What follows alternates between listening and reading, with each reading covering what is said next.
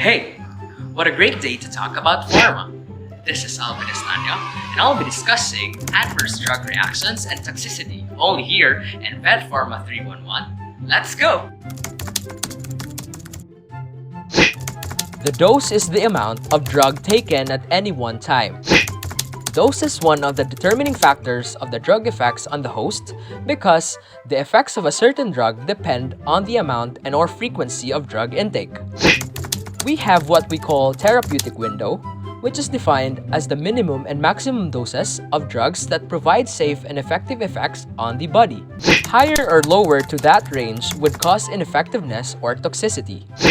There are many factors taken into consideration when deciding a dose of drug, including age of the patient, weight, sex, ethnicity, liver and kidney function, and whether the patient smokes. That's all for now. I hope you learned something in this video. Pharma, see ya!